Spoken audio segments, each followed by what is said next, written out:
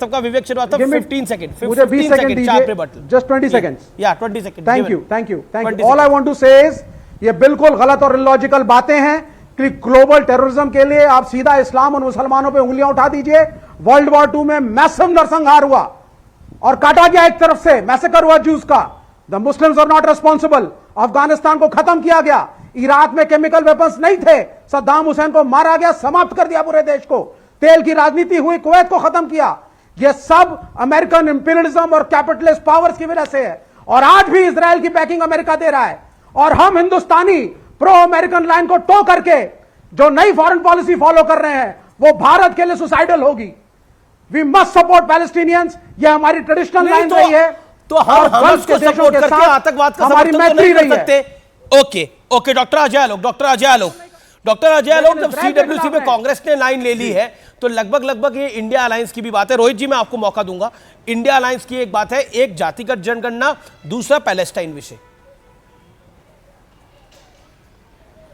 देखिए, India alliance जो है ये क्या सपोर्ट करेगा क्या नहीं करेगा ये तो भगवान ही मालिक है। लेकिन इस देश के 140 करोड़ लोग, अगर इसमें से 10 करोड़ लोग भी आज अगर भी आपका प्रोग्राम देख रहे होंगे तो इनका चरित्र और इनकी अपने आप को चरितार्थ करने की भावना देश के लोगों को समझ में आ गई होगी कि इन लोगों का मकसद क्या है। आतंकी हमले को सपोर्ट करना पैलेस्टीन के नाम पे छुप रहे हैं आड़ में। ये एक बार भी नहीं कह रहे हैं कि हमास ने आतंकी हमला किया जिसमें 450-700 से ऊपर लोगों की मौत हो गई, ये नहीं कह रहे हैं। लेकिन पैलेस्टीन अब भारत की फिलॉसफी, अरे भारत की फिलॉसफी तो हमेशा से रही है, लेकिन भारत की फिलॉसफी आतंकी हमले सहने की नहीं है। भारत की फिलॉसफी अब हो गई है कि अगर आतंकी हमला हो तो उसको वापस उलट के जवाब दो, उनको नेस्तनाबूद कर दो जो हमने किया। और इसीलिए पाकिस्तान से आतंकी हमले होने बंद हो गए, ट्रेनों में ब्लास्ट होने बंद हो गए। जातिगत जनगणना के विषय पर इंदिरा गांधी क्या सोचती थी और राहुल गांधी क्या सोचते हैं, फर्क देखिए।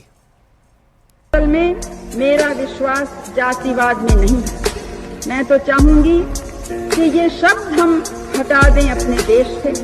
हम सब अपने को एक माने, इस महान देश के महान नागरिक अपनी सही को माने। क्योंकि आज का दिन जब हम उपलब्धियों की तरफ देखते हैं, सफलताओं की तरफ देखते हैं, तो कमजोरी की तरफ भी देखना है। किन बातों ने हमको पीछे रखा, कौन से रोड़े हमारे रास्ते में आए कि हम तेजी से आगे नहीं बढ़ सके। तो हम देखते हैं कि जो सबक आजादी की लड़ाई ने हमें सिखाया था कि केवल एकता और अनुशासन से सफलता प्राप्त हो सकती है। इसीलिए हमारा पहला काम कास्ट सेंसस होगा और जैसे ही हमारी सरकार आएगी हम देश को बता देंगे इस देश में कितने ओबीसी हैं, कौन से कितने जात की आबादी है। तो आपने सुना कितना बड़ा यू टर्न है। इंदिरा गांधी क्या कहती थी और राहुल गांधी क्या कह रहे हैं। कांग्रेस पहले कहती थी जात पर ना पात पर मोहर लगेगी हाथ पर, लेकिन अब जात की बात कर रही है और कह रही है कि जातिगत जनगणना हर राज्य में कराई जाएगी जहां जहां कांग्रेस का शासन है।